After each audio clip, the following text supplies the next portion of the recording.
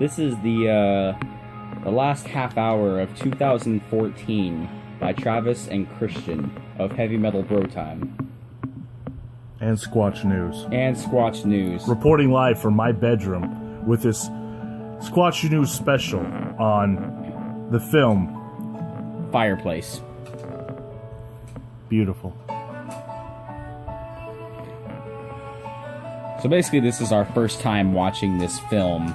And I gotta say, it started off just pretty strong intro. Like it fades in, and then there's like this nice heartwarming music that leads you into the film thinking it's gonna be nice and like keep you comfortable the whole entire time while you're watching this film.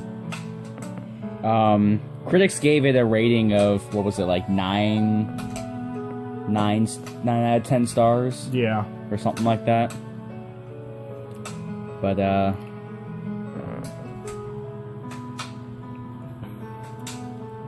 the glow of the fire just makes it warm, you know? This is a time to be family and be together to enjoy such a wonderful film.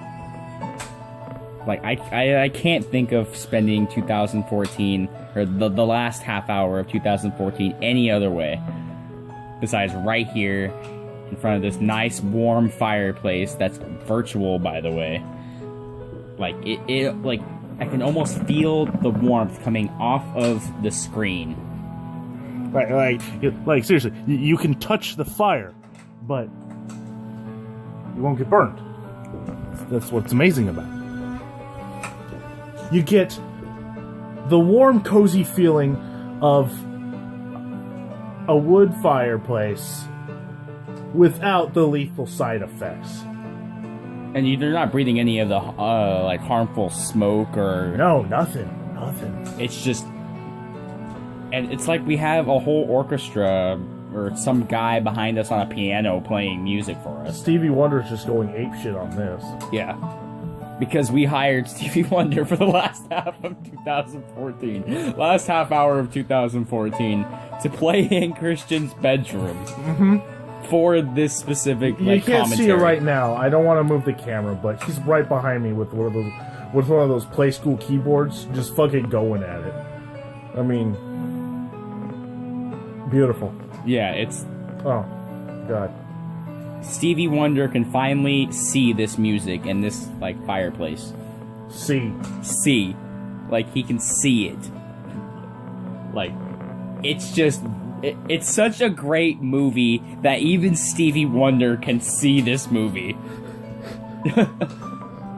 Should have saw his reaction at first. Oh my God, he was screaming. He's like, I can see again, my nigga. You remember that one time he was driving us to Taco Bell? Dude, he like hit everything on the way there. And surprisingly that day we found out that there is Braille on drive-through ATMs. Yeah. Yeah, like, why would they even have Braille on a drive-through ATM? I guess blind people are people too. I guess. And they want fucking Taco Bell at 3 in the morning. You think he would want to go to, like, Popeyes or something? Yeah, or IHOP. Oh, damn, we got some, like, oh shit, eerie music that's changing now. Tune's getting heavier. They added some chimes and shit in there? God, this takes us... Is that some acoustic? It sounds like a 90s, like, I can just picture it being on the beach and having those, It's like an intro for a 90s sitcom. Yeah. Or like, he fucking, you see some, like, wind, like, on a beach, and then those, yeah. like, they're rollerblading, but they have those, like, really high shorts, like the blue and... And just to be extra safe, they had the whole setup. They had the fucking helmet and the knee pads and elbow pads, so in case they fall down like the clumsy fucks they are. Because that's the 90s. Uh-huh. Man, 2015 is... Gonna fucking... I don't know if they're gonna be able to top this movie. No. Like... If they make a sequel, they sure as hell deserve the funding for a sequel. For this. Like, for this alone. And just think, they can, like, change... They can use different types of wood. Yeah. Yeah, and like, they can have more burning wood. Like, what, spur right there? I mean, probably in the next one they can throw in some oak or some, you know... Hell, I'd like to see, like, half a palm tree in that motherfucker. Palm tree. Throw in some coconuts. It looks like wood. It'll burn the same. Or what if like in 2015, the sequel to this movie, it wasn't just a fireplace on the inside. Like, you're at a campfire, or you're on the beach or something. Like, think of all the ideas and possibilities that they can do. It's like a corner shot of the campfire and the beach on your left, but you see the water coming in. You hear the flowing of the water of the ocean, the waves coming in, and the crackling of the fire, and watching the embers go into the night sky. Beautiful. That would be amazing. So I think this is the, as the movie has progressed now, we're starting to see some action over to the left side. As you can see where Christian's pointing to. We're starting to get a nice, like, burn. It's starting to chew through the wood as fire, how fire's intent is to burn through things. That's to show the realistic, like, approach. Oh, there was even a crackle right there. This isn't one of those Halloween effects where it's like cloth flame cutouts with an orange light and a little fan making it go like that. I mean, this is the real deal on my TV. It's constantly changing, so it's not just a loop that's going for like 30 seconds and then starts back over. It's not like a GIF where you watch it for 4 seconds and it restarts itself so you can enjoy it again. No, this fire has, for the next hour, this fire is gonna have some biz to take care of, and it's gonna have to chew through the rest of that wood, which is probably gonna do. It would be a really big plot twist. Like, I would not even expect it if a guy just, like, tosses some more wood on there. Tosses some more wood, or grabs a poker and starts adjusting the wood so the rest of it can burn. Because that would just make everything take off. That's like Fast and the Furious 5 right there. Yeah, and if you noticed on the side, too, like, not only, like, the fire was at the center at one point, and since it's starting to come towards the left, it's actually forming more flame on top of the left side. So it almost looks like there's two fires. Yeah. There's the center one, which created its small little baby fire that's right here. What I want to know is why he or she or whoever made this fire, why they used 3 pieces, like 3 large logs, and then a tiny little piece that you can see, like, right there, but didn't add any more on this side. Yeah. Like, they didn't want it to be symmetric. This guy over here is feeling sort of lonely. He's like, yeah, I got a buddy that's taking most of the heat for me. But no, like, as soon as the fire's done with his asshole, he's going straight. He's probably either going to go straight for Darky over here or go right for him.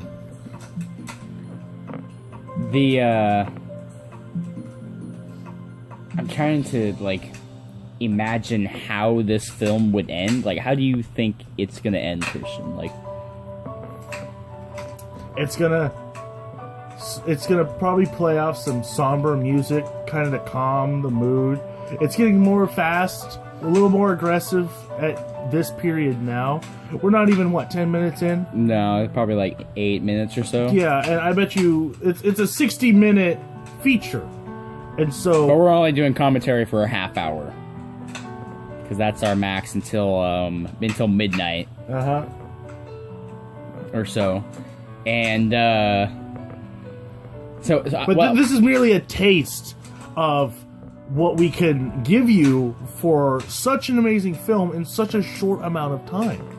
Because if this video and this commentary takes off, like, as like an internet phenomenon, and we get thousands and thousands of subscribers, we may even do the 3-hour loop one. Or it's not really a loop. This not only is, like, think of this, when we found it, this is season 1, episode 3, 60 minutes.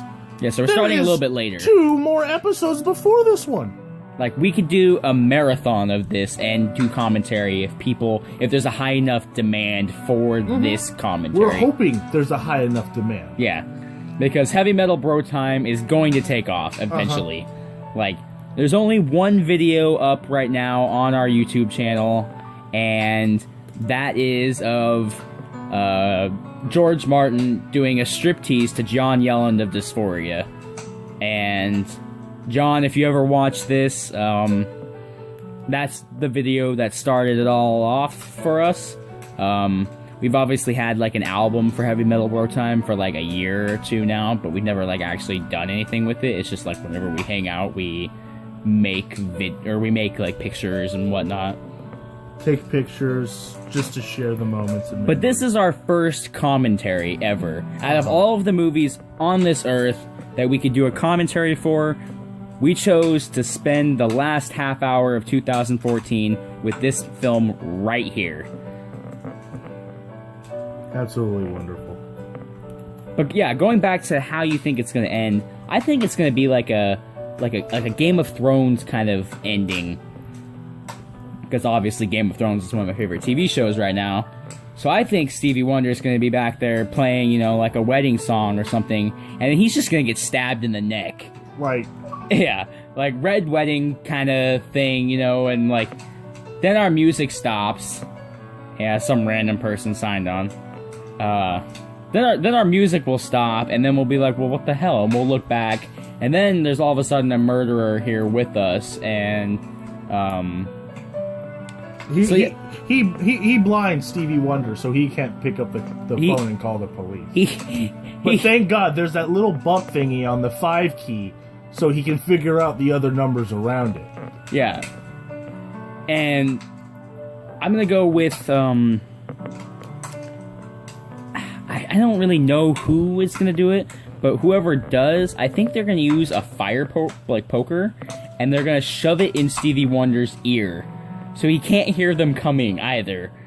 Like, and then we're gonna be completely screwed, like...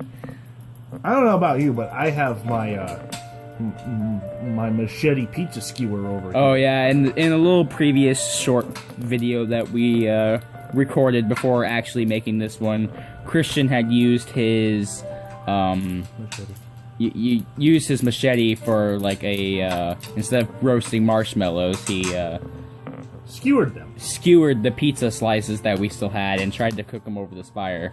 Actually, he didn't really try. Like they got warm. That's how real this feels. They legitly got warm. Yep. They were fucking colder than shit. And... colder than shit.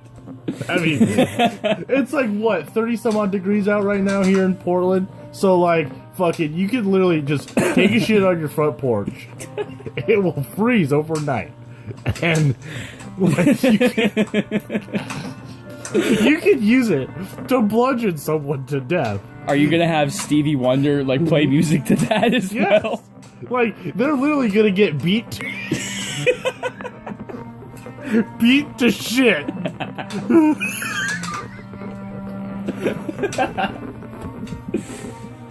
We're having some technical difficulties right now. But this movie, my God. Fucking thumbs 5 star. Thumbs up. This is the really, like, the part of the film where it makes you laugh. Like, this is the most hilarious thing you're ever gonna see to date. I think, like, not all the time that's been passed, all that is what has been said, I think Whitey on the right over here is actually starting to get some of the heat. Blackie's not taking all of it anymore. The fire's getting smart. See, look at there's a piece of wood under the white one that's getting burned before the one that we see initially. So he's obviously throwing his friends under the bus, or the fire, as we should say, to save his own bark. Bark. Yeah, I've been wondering why, like, the right side hasn't been burning that much. Because it's white. Because it's white. Obviously. Yeah, I mean...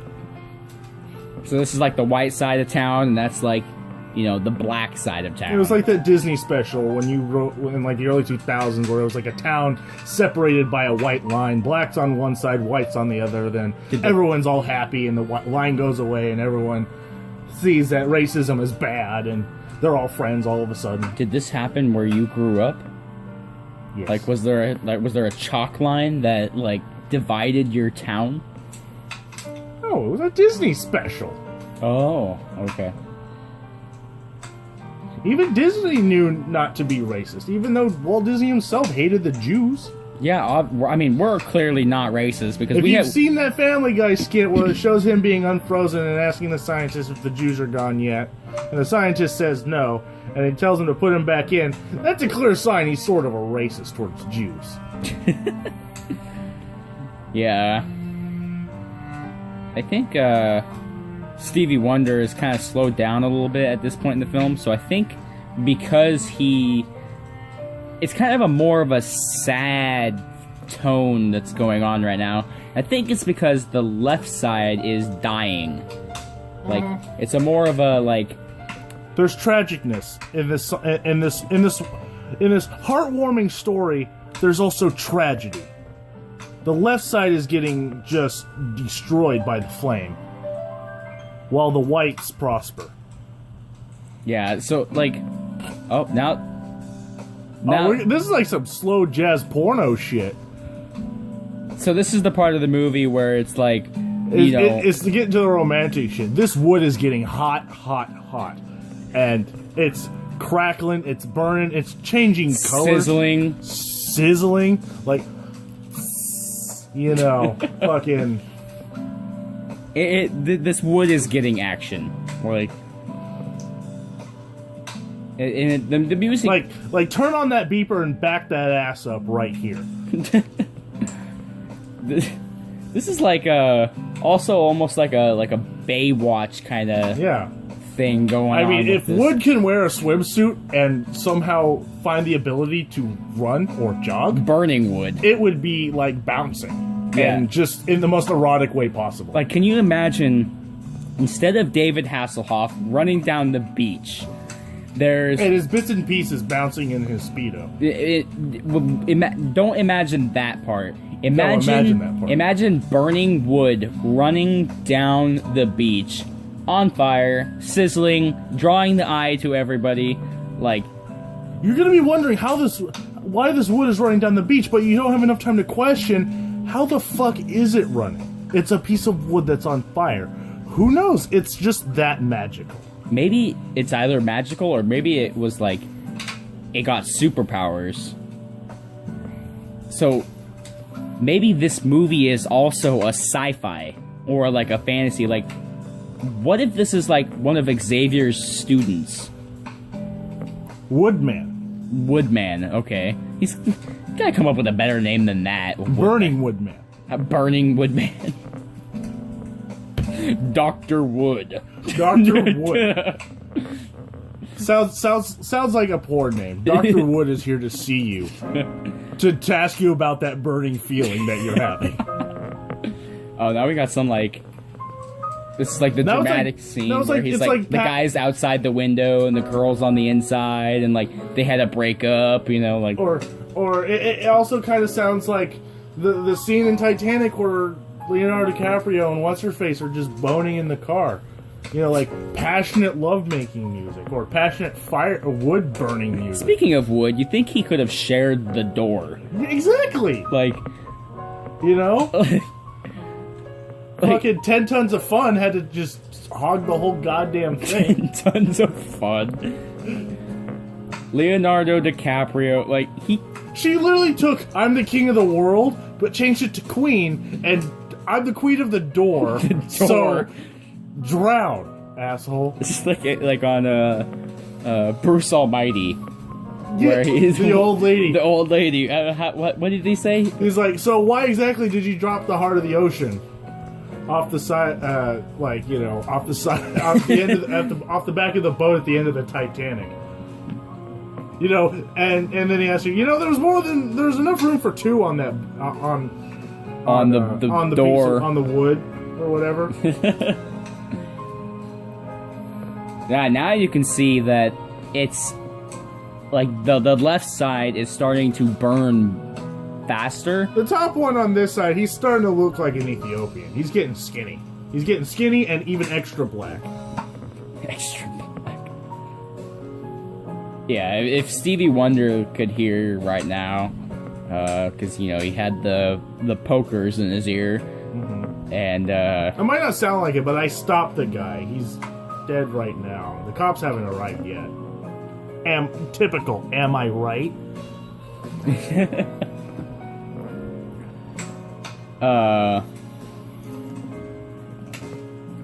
Well, this movie, though, I mean, this is the kind of shit you see in some of those romantic movies where the guy and the girl, they have like the nice like fur rug in front of the fireplace and he lays her down butt fucking naked and start butt fucking there. And then they have the fireplace in the background. If you live in a house where it doesn't have a fireplace, pop this motherfucker on, get your old lady, start like slapping your bits and pieces together, and just start going to town at this romantic shit that you see before you. Unless you get to the really like sad dramatic part, then like or well, we haven't seen a horror movie yet. Part like a scary. So we're still trying to determine like that's where they're gonna burn the remains. Like we're trying to figure out what genre this movie is. Because it's on Netflix, you can go on there, you can find Fireplace, whatever the hell it's called. For your home. Fireplace for your home. But it doesn't really tell you what it is. So that's why Christian and I are doing this commentary upon it. This is our first watch on it. Leave your comments. Give us your opinions. What genre do you think it is? Do you think it's romantic because it sounds romantic? Do you think it's like a heartwarming drama? Or do you think it could fast-paced action? Fast-paced action. It's going faster than the speed of fire, for God's sake. The speed and of wood. Fire. And wood. It could be a XXX. I mean, depends. It's the end result of a XXX. Your wood's on fire after it. This may be the best film of 2014 because so far it has elements of multiple genres. Like it applies to every single one. Crammed so far. Into what? Like, for all we know, we only have view of the fireplace, so they could be like time traveling all over the place and like, sorry, they could be time traveling and we wouldn't even know like what's going on because we're only looking at the fireplace. Like, for all we know, the guy who set up the camera to film this, he's probably just whacking it behind it. You can't hear it because, like, you know, he's probably sitting quite a ways away. But, you know, fucking, he's rubbing his wood so hard, it itself is probably catching his own fire. Speaking of catching fire... The new movie, Hunger Games. Yeah. Yeah. It was not that bad. Oh, I haven't seen it yet. You haven't seen it? No. Well, I suggest you check it out. And people who haven't seen it should also check out the movie. Because not only do you catch fire, you catch the feels. For how great the movie is. So is it like one of those films that will bring tears to your eyes? Yes. Yeah. There's some sad moments. Wait. Is Catching Fire the second one? Yes. Oh, okay. I've seen that one. I haven't seen the third one. Is the third one even out yet? The third one is not out yet. Oh, it is okay. Currently in the process of being made. Gotcha. It has more action-packed, has more spaceships and laser beams and shit like that. That's like I want to see the new space movie. What was it called? Interstellar? Is it Interstellar with Sean Bean? There was one that has Sean Bean in it that's coming up, and like you see him and you just know he's gonna die. Yeah, like I mean, like he's gonna die like that one guy. I think it was from frickin' I forgot. I think it was Red Planet or whatever. Where this guy they're on Mars and he gets frickin' dust storms going on, and a rock hits him in the face through his visor in his spacesuit, and he's like, like. Sean Bean cannot survive in any movie. I think it's part of his contract that he has to. Oh, Jesus. We got some acoustics going. Acoustic. Fucking kumbaya, my lord. Like, right now, we were just instantly taken to a log cabin up in the snow. You're having fun. Or, like... This sounds like a summertime tune. Yeah, I was gonna say... tune for your friends. You know, having fun, living life like it's summer vacation 24/7. Like... This 365. This is summer all year round. You're around a campfire. You got the one random guy on the banjo playing music, singing about beer and trucks and Fords, and it's kind of like our old guns and beer and like it kind of reminds me of like our senior year, like when we were on the Columbia River. Oh yeah. For the then the random drunk rednecks came up and they started jumping on our pallets. On the fire like this and drink beer. He took my dirt. Not all the cowboys, but there was just a couple of drunken cowboys that showed up. But yeah, we had a huge. Wasn't Demetz there? Well, yeah, not including Demetz, but like. Some asshole ate all the nutty bars? Yeah. Fucking. There was the other guy from the other school. So basically, we had this huge bonfire. Kids from our schools, and we had kids from schools from that other schools that are graduating. We were all hanging out. There was a guy in like a penguin suit that just like randomly showed up. Mm-hmm. Like that's what this music right now for this. That's what we're thinking of right now. Like, so this movie will definitely make you remember your past. Like you'll have flashbacks.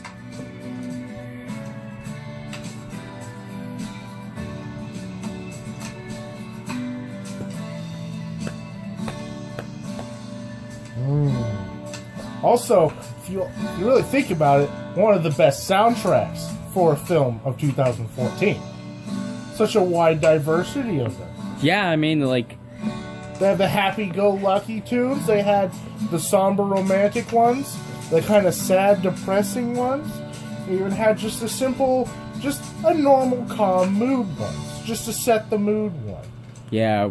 Not really romantic. Not really sad. Just there. Okay, this is the country. We got the country part going in.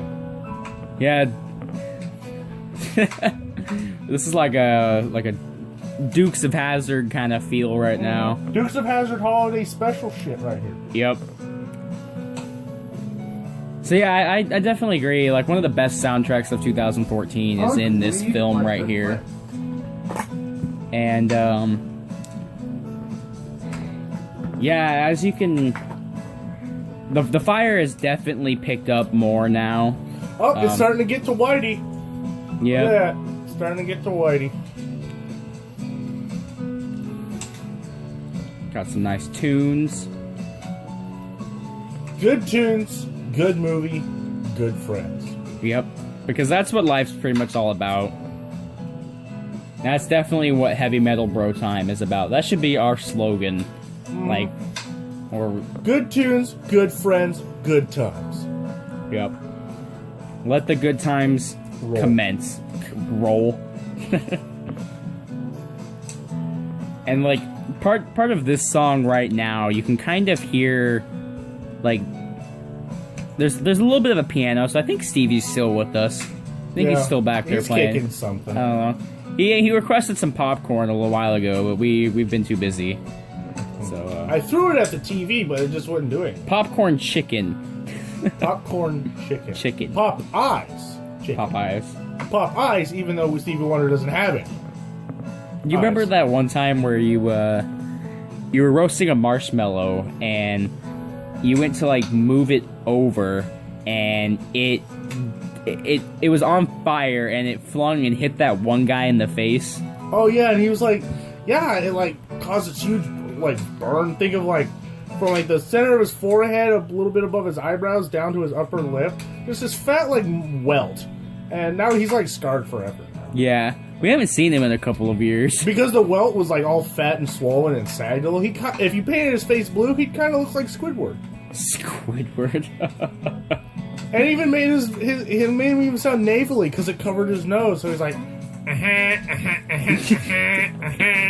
every time he laughed. So we'd all laugh at him. Then he'd get angry that his boil would pop and it'd just sting like fuck. That guy. What was his name? Squidward. No, not his nickname. Like his actual word. Squid. No, I think it was like, oh god, wasn't it like Jason or something? I don't know, something like that. I think it was Jason because we were watching Friday the 13th one time and we made the connection. And they knocked his mask off and I'm like, holy shit, look, it's Jason. Wow, what a coincidence. basically plays himself in a horror movie. I'm just going to reference Iron Maiden right now because it is 11:58 p.m. of 2014, 2 minutes to midnight. To kill the unborn in the womb. The golden goose is on the loose. The golden goose is on the loose. Stryker does a really awesome cover of that. Oh, now we got 1 minute. So we have 1 minute to wrap up this video. Yeah, we just wanted to spend the last half hour of 2014 bringing you all this most, like, badass, rad commentary. And this is our first commentary we've ever done on this movie that we stumbled across on Netflix. So, thank you all for following our channel. Do you have any other words and stuff, Christian? Like the video, comment on it, rate it, give it a like, you know, and share it. Show your friends. Show them an awesome movie you can find on Netflix. Find them awesome commentary on an awesome page. Heavy Metal Bro Time at Facebook.com. I think that's our channel. It might, I don't know, just Facebook Heavy Metal Bro Time. You'll find the page. We'll upload some other ones. And it is midnight. Happy fucking New Year. Happy New Year. 2015, right here, Heavy Metal Bro Time.